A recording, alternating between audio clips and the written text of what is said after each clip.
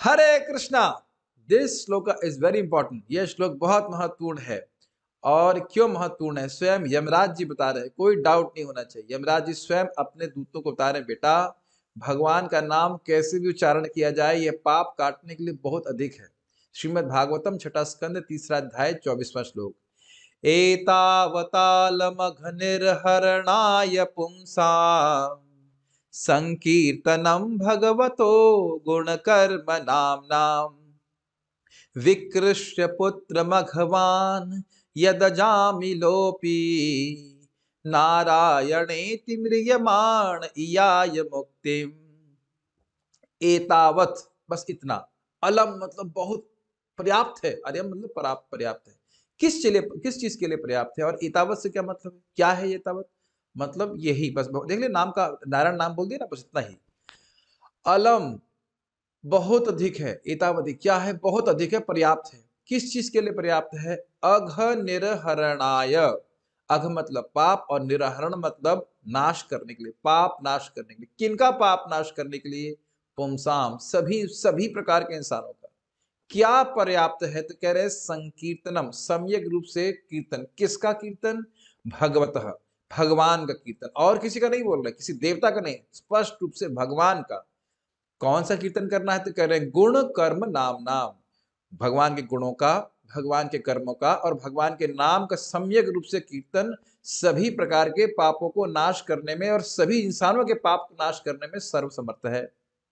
अरे कोई प्रमाण बताइए, क्या प्रमाण है? तो कह रहे हैं यही प्रमाण है, देखो, विकृष्य पुत्र मघवान यदजा विलोपी। विकृष्य मतलब बोला, पुकारा उसने। किसको पुकारा? पुत्रम, बेटे को पुकारा, भगवान को नहीं पुकारा। तो वो कैसा व्यक्ति था? तो कह रहे अगवान, अत्यंत ही पापवान व्यक्ति था।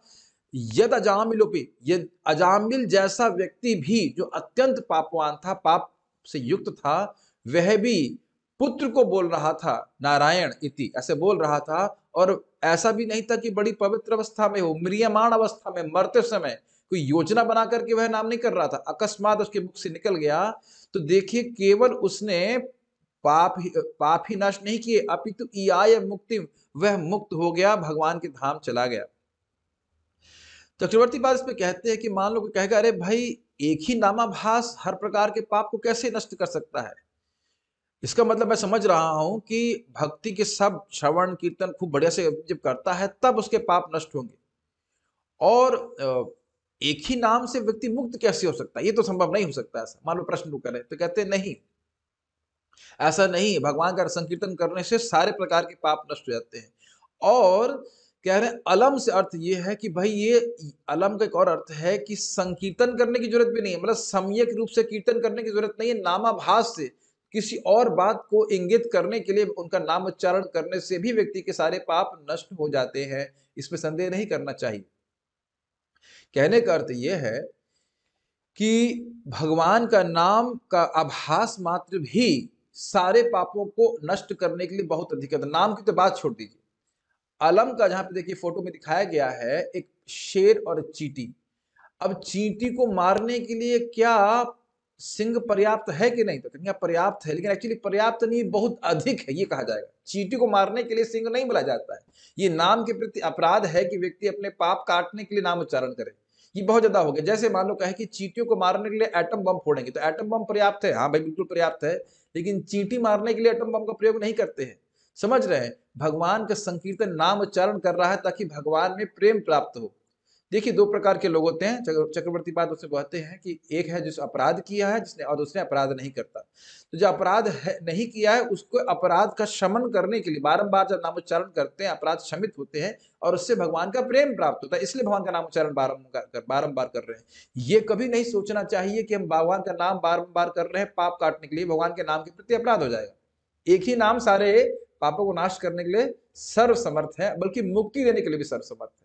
अब बड़े रुचिकर रूप से चक्रवर्ती पाद कहते हैं कि भाई देखिए, ऐसा भी नहीं कि सारे नाम उच्चारण कर रहे हैं, केवल एक नाम उच्चारण करने से सारे पाप कट जाते हैं। और यह भी नहीं है कि उसको ठीक ठीक प्रकार से बोलना चाहिए, क्योंकि जजामिल ने विकृष्य पुत्र, अपने पुत्र को बुलाया, भगवान का नाम नहीं बुला, भगवान को नहीं बुलाया था, अपने बेटे को बुलाया था, फिर वो शुद्ध हो गया। उस पर भी कहते हैं कि वह पापी था, वह अगवान, वह शुद्ध नहीं था। और ऐसा भी कोई छोटा मोटा पापी नहीं था। जिसको लोग जानते ना हो, बहुत ही बदनाम था पापी। भाई कोई शूद्र हो और गलत तरह से कार्य करे तो उसको लोग ध्यान नहीं देंगे, ब्राह्मण होकर के बहुत गलत कार्य कर रहा था तो वह बहुत बदनाम पापी था। अजामिल पंडित के रूप से वो जाना जाता था, लेकिन पंडित कह रहे थे लोग, लेकिन उसको पापी मानते थे।